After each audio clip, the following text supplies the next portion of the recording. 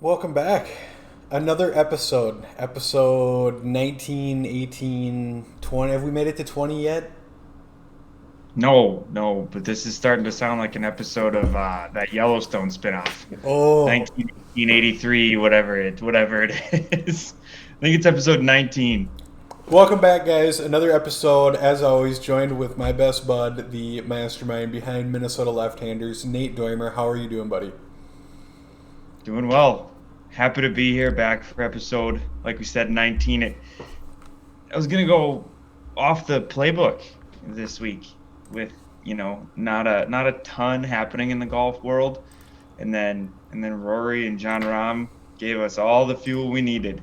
God, I Um, love the live. but but all that stuff that I was gonna talk about, that we were gonna talk about, that's still here because a lot of that was Vikings related things, um, and we got to talk about Sunday's game, man.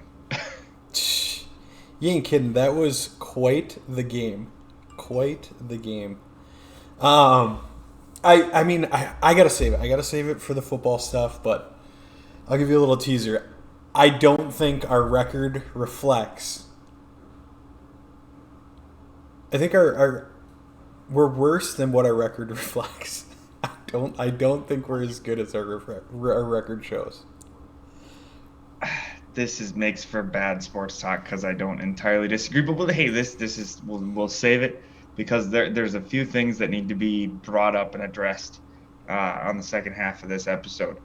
Um, but it's good to be back talking nonsense. I mean, last episode was wonderful and we loved having Hunter, but I felt like I was like, all right, I got to have questions. I got to be a little prepared. I just get to swing from the hip here. Whatever comes out, comes out. So I'm excited to be back, just hanging with you and BSing for a little while. Yeah, and let's jump it right into it here. So the Rahm Rory thing started with the whole, we talked a little bit about this probably 2 weeks ago, episode 17 probably, on the OWGR, the official World Golf Rankings. Okay, and when we were talking about this, they were leaving out guys out of the live and stuff like that. I'm like, okay, so we're just creating our own list of guys that we think are top in the world, but don't actually include the top guys in the world because they're not allowed to be a part of our club, right? hmm So Ram and Rory go back and forth and share a little bit of that conversation with me. So they're at it's the DP World Tour, like their end all tournament, right? It's their biggest one, and that's this week. And in his press conference, Rom had this to say out of an article. I don't know. Do you have the link up? Yep, I got it up. From this article, he said, "I'm going to be as blunt as I can. I think the OWGR right now is laughable, laughable," said Rom. The fact that the PGA Tour's RSM Classic, which is this week, also kind of opposite this DP World Tour, doesn't have any of the top 20 in the world and has more points than this event, where we have 7 of the top 20, is laughable. The fact that Wentworth had less points than Napa, having players in the top 10 in the world, is laughable.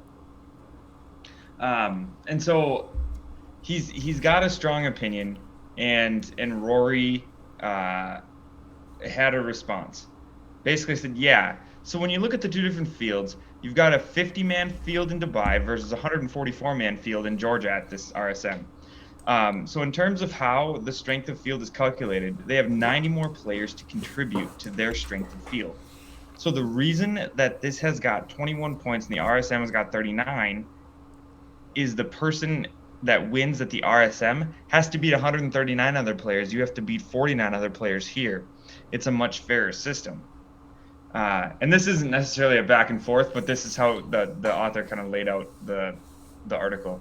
And then Ram's response would be, but would you rather win a tournament where you have the number one player in the world because because you have the 30th or the 6th there? I think it's a lot more valuable if you're beating the best players in the world. I think a lot of people would agree, and I think it should reflect that.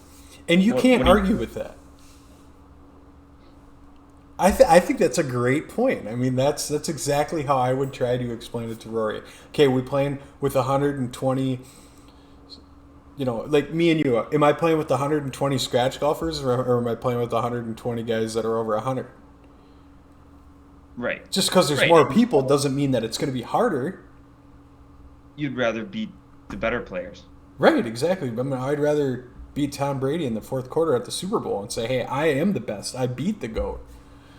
Maybe him 5-6 years ago, not now, but you know what I mean. Yeah, well. The he pre-divorce Tom Brady. Well, now that he's post-divorce Tom Brady, he hasn't lost yet, so we'll That's see. not that valid point. I didn't even think of that. But, and this isn't to say, because if you remember a few episodes ago, we talked about James Hahn, who, PGA Tour guy, he was on a podcast, I think, with the Fire Pit Collective, and basically said, look, I understand what Liv is doing. I agree with what they're doing. They've helped us out a ton.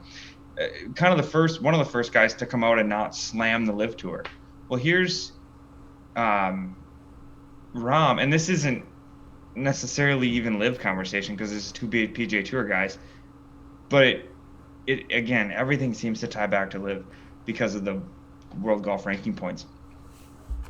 It's him sort of not slamming Liv's angle. Like, I don't know. The divide seems to be softening. Well, it has to because these guys in the Live Tour and the Live Tour is God, wasn't there some they're working on like a broadcast deal now too? Like they're going to be signing a contract to have this actually broadcasted other than on Facebook and YouTube. Yeah, Fox, I think. They're not going away, dude. They're not leaving. So they have to. The PGA and Rory and Tiger are going to have to conform to some agreement with Liv because this is what you're getting. You're getting guys that are making really good arguments about the OWGR. Like really, that's not. I mean, might as well throw it away and not put the world on it. Called the PGA Tour rankings. You know what I mean? Because it's only allowing guys that are in the PGA Tour.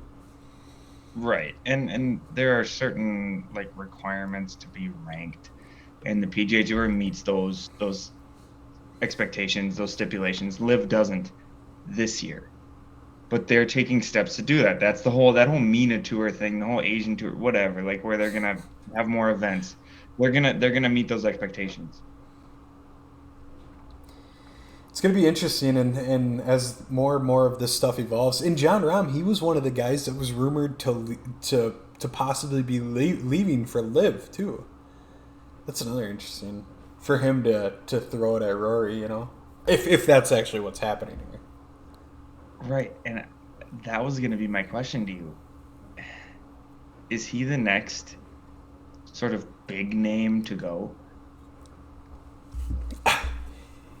If he has to get into, and like I said, it's all about perspective, and the perspective of the article made it sound like these guys were kind of going back and forth.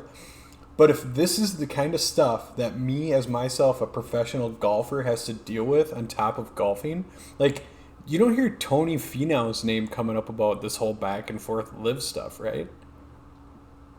Right. John Rahm makes it sound like, okay, hey, this is, before I leave, I just want to make it heard that this is a joke, and it's laughable.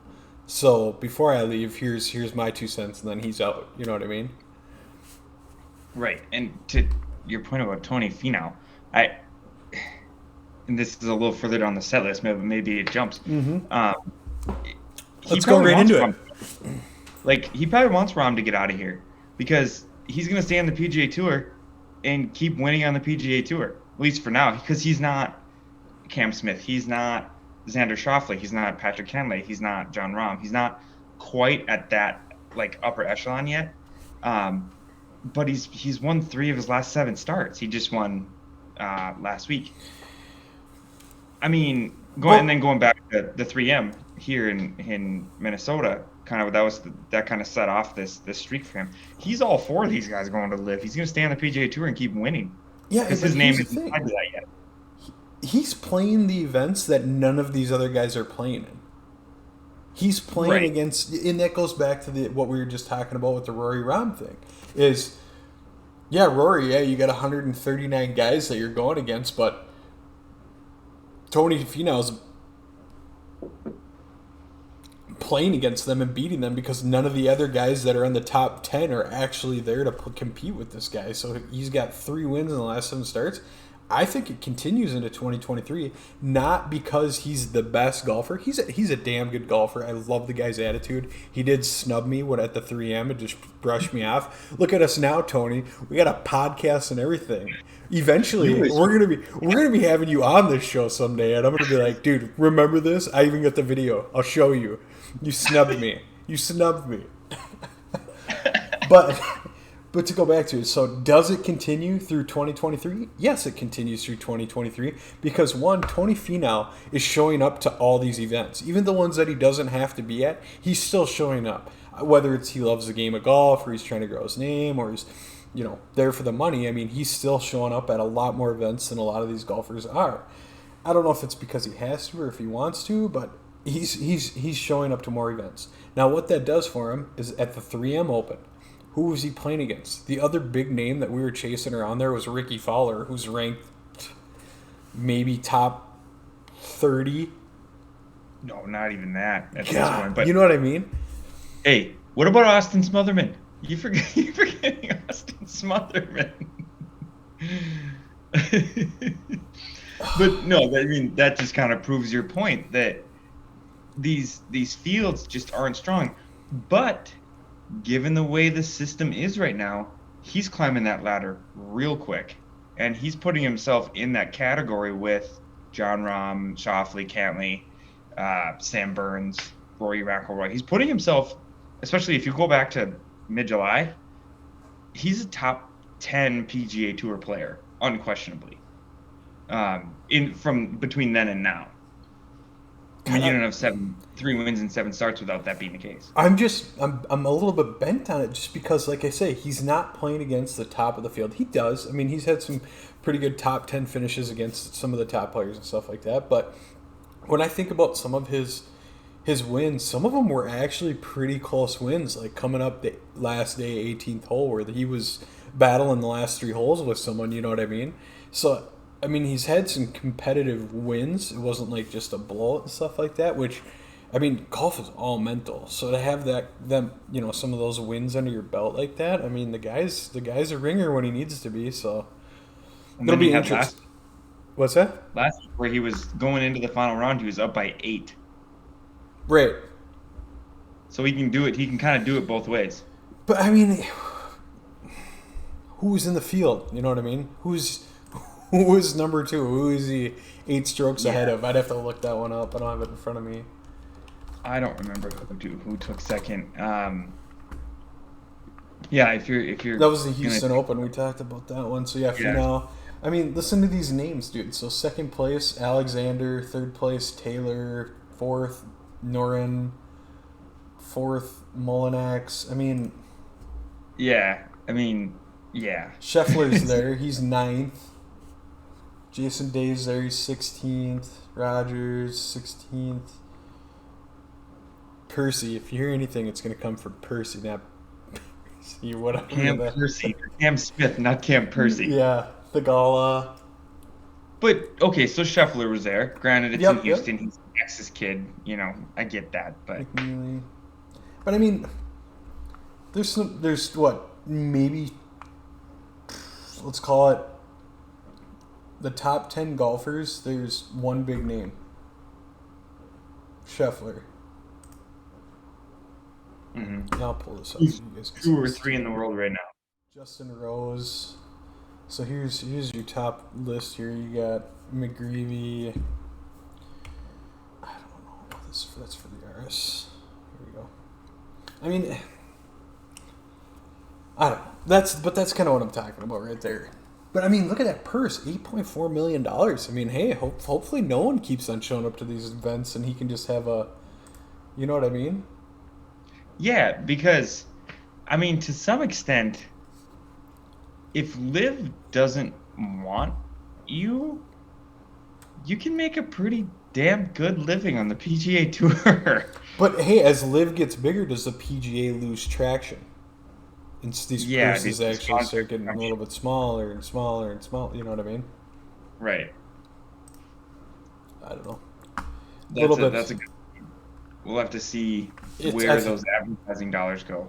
yeah, we got a long, long ways before something like that starts happening. Yeah. But hey, all we have to do is get to December. So, dude, I don't know if people that listen to the podcast here. It's Minnesota. Winter has just finally arrived. There is standing snow on the ground, and it is here to stay.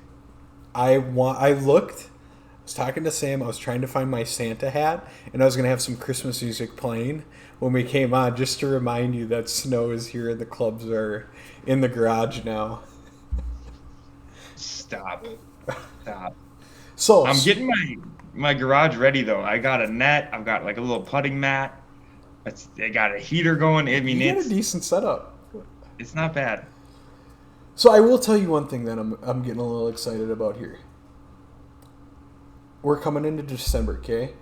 There's 3 events in December that you sent me over that got me a little excited about golf again. Because as much as the guy is moving down on my list of people that I like right now, it is still so much fun to watch this guy golf. Tell me who it is. Shut up. Bill Murray. No, that's not right. Harry Vardon. No, it's a blonde guy. JD. Justin Timberlake. No, okay. No. John Daly. It's gotta be Tiger Woods. It Gotta is. be Tiger. So he's got 3 events coming up. What are they? The match, which I have a question for you about the match. I think it goes the match, and then it goes his event down in the Bahamas. It's the Hero World Challenge, and then the PNC father-son, which is taken on like a whole new life. As soon as John Daly and his kid were playing it, and then Tiger and his kid, I mean, it was a pretty big event. So, I guess we'll go there now, because here's what I'm kind of intrigued by about with the PNC. You've got Tiger and his kid. You've got John Daly and his kid, which, I mean, everybody likes John Daly. Like, everyone at least wants to see John Daly. And his kid can stomp the ball. Like, his kid's a college player. He plays for Arkansas. He's D1. He's a great player. You've got Justin Thomas and his dad, which is a huge name, obviously. And this year you're going to have Nelly Korda and her dad. She's the #1 player in the women's game. Like, this is just a silly season. Are they playing from the Reds or the Blues? I don't think so. No, I don't. They'll have to back it up. But I mean, to have that many quality players show up for just an exhibition goof-off event is great for the game of golf. Because they're going to be like, it's for the love of golf. Yes, for the love of golf. You've got to go. But I think that's great for the game. Mic'd up, hearing him talk, hearing him kind of goof around a little bit. Tiger and his son Charlie played in it last year. Do you have that clip up of this kid who is good and he knows it? Yeah, I got it up here. I'm gonna play. We're 234 and he's TNF. Took a real big swing at it. Trying to do the same there. Just doesn't even watch the ball. Just gets hit and walks. Look like Dad. I know. That was pounded. They were just practicing And putts the over on the putt. 12th. Charlie made one. And there's... That'll give you a little That's sack. my favorite because he does the point first. and the money thing, and you can just see Tiger kind of in the back, just shaking his head like, oh, what, jeez. What did I raise here? But you can't help but laugh because the kid's kind of fun. Like, he's just having a ball out there, and that's what I like about it is we get to see the lighter side of some of these guys. we see them, in their moments of seriousness, in the heat of competition so much. It's nice to see this. God, he plays a nice little fade. Yeah. Oh, he's got a swing. Charlie Woods. I want to say he's about 12. I'm gonna find that right. Charlie Woods age. Oh, you got it? Yeah, 13. Just a 13, little boy. yeah. Man, he's got a swing for a 13. I mean, he's got a pretty knowledgeable dad. Just that. Well, and endless amounts of money. I'd be a pretty damn good golfer if I had endless amounts of money to pay for the swing coaches, and my dad was. You know that since this kid's been able to walk, he's known Butch Harmon and you probably Hank Haney, whoever else Tiger was working with at the time. He knows the best coaches in the world, so he's probably got all the advice he wants. But the match, which is I think the first of the three. Yep. Tiger Woods and Rory will compete against Spieth and Thomas. Yep. Now, what was the last match? Was it Mahomes and Josh Allen? Was it that one? Yep. And Tom Brady and Aaron Rodgers. And Aaron Rodgers. Okay. This one has 10 times the interest for me than that one did. Lame. The other one was Why? way more. Because it was watching guys like me try and golf. It was awesome. So you're a fan of that one? Josh Allen, yeah. Give me Drew Carey out there with Jim Carey against. God, who would I love to see? I want actual. Jim Carey because Happy Gilmore, Billy Madison, or Adam Sandler and David Spade. That's a match I want to see. I pay big money to see that. I love these. They're good. Rory is going to take it way too serious. Tiger Woods probably won't smile the entire time. Justin Thomas and Spieth will probably be hitting some beers. See, that's where you're wrong. I think that this is going to, again, show sort of that lighter side. Hopefully. And that's what we hope they're for. They're going to be fun. I think it's going to be fun. I think the banter's going to be good. This might be the first one that I sit down and watch. No, because wasn't the original match, wasn't it Woods versus Phil? That was the original, right? The OG? Yeah. It was kind of like a Capital One. I think they sponsored it. I don't know. The thing that irritated me about that was like they were playing for $50,000, $100,000, $200,000 bets, and like I get it, that's where they're at. Like that money seems silly to me, but I would have rather have seen them literally have to take their wallet out on every tee box. Like I lost that hole. All right, here's $20. Here's $400. Like that would have been so much more fun. Here's the keys to the Mercedes. Yeah. Like that kind of stuff I think would have been awesome. But no, I think this will be good because Tiger and Justin Thomas have a good relationship, and Spieth and Rory fit in there really well also. So I just think I'm excited for this one. Nice. So switching sports here. Actually, let's hit up Prizepicks here really quick. Let's hit up Prizepicks, okay? I want to actually spend a little time on this. Yeah, as you're getting that loaded, I have a question for you. Yeah. I noticed you're drinking something out of a can over there. What is that? This is Duluth cider, Trailside Strawberry Basil. I ran out of ultras, and this is what the wife had in the fridge. Honestly, It's a seltzer cider. I don't know, fruity and refreshing, gluten free, made home. I'm a homer, Duluth. So you seem like a beer from a bottle kind of guy. That's why when I saw that, I am. What's going on? Oh, here it is. Here's the empty. Oh, I got a little greedy here. This is not a good pour. I was gonna show it off, but I'm not even gonna show it off now because that is such a bad pour. That we're just gonna keep that over here until the foam goes away. I'm on Deschutes Fresh Squeeze number 2 here. Ooh. Yeah, a little hoppy, little hazy, grapefruit flavor there. It's good stuff. All right, Nate. I need birdies or better. Okay. Let's go Euro golf, just because I know all these names.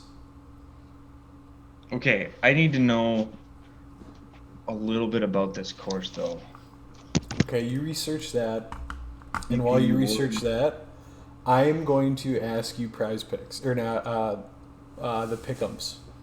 NFL pick'ems. Okay. Tennessee at Green Bay. Tennessee. Really? I'm going Yeah. Green Bay. Chicago at Atlanta. Oh my gosh. Well, Chicago, because Justin Fields seems to have found a pulse. I'm going Chicago as well. Cleveland at Buffalo. Oh, this one's got a little intrigue. There's supposed to be like feet of snow Mm-hmm. at this game. Uh, uh, I'm gonna say Josh Allen's pissed after last week and wins. Philly at Indy. Philly. Same. Jets at New England. At New England. Oh, Jets. I'm going New England.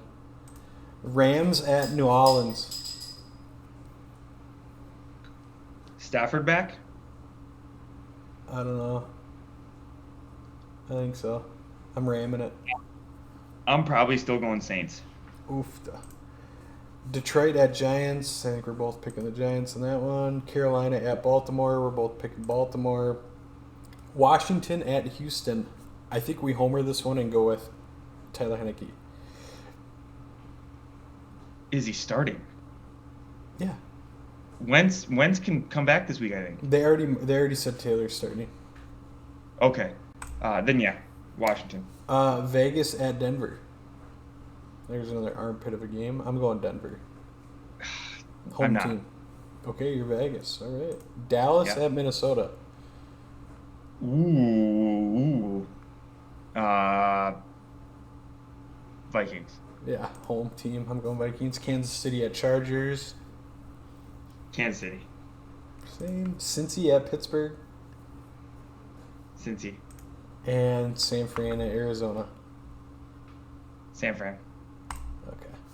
Yeah, we're pretty close. I picked Green Bay.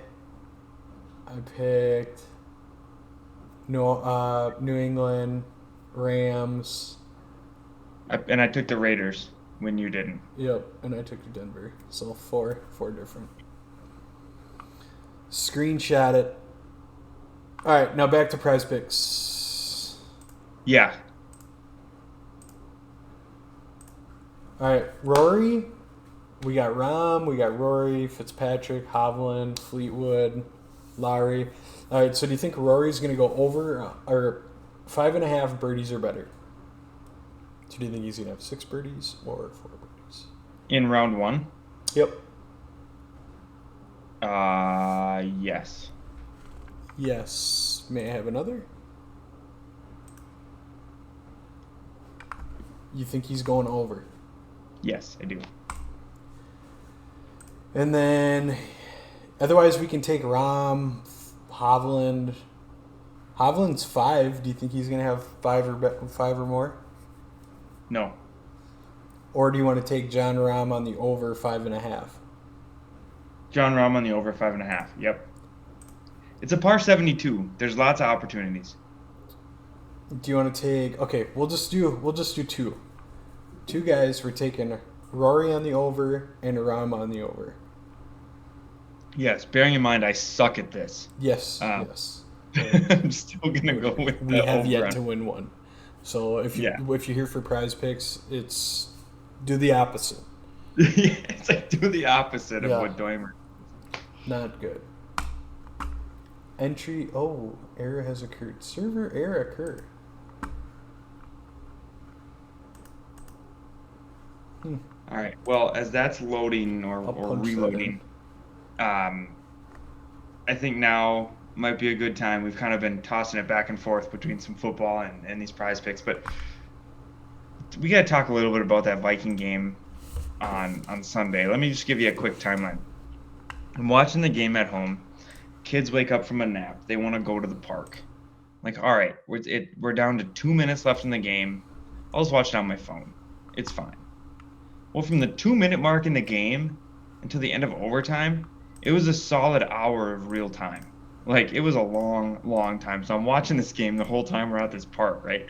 But I couldn't believe the way that all shook out. Kirk gets tripped, for the second time. We get stuffed at the goal line. We score that touchdown because Josh Allen can't hold on to the football. But the play that kind of kept it all going was that catch by Justin Jefferson. I got it up. To throw on 4th and 18. He's given time. He wants Jefferson. Climbs the ladder. Oh, my goodness! Justin Jefferson pulled it in. The catch of his life keeps the Vikings' hopes alive. There's no way.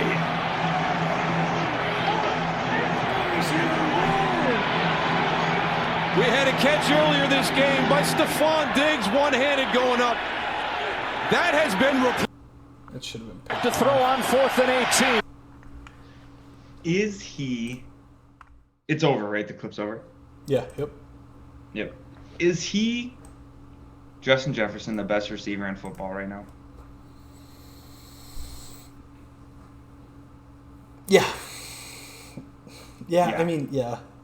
I think you got to give it to him. I think so too. Is he on a better trajectory than Randy Moss?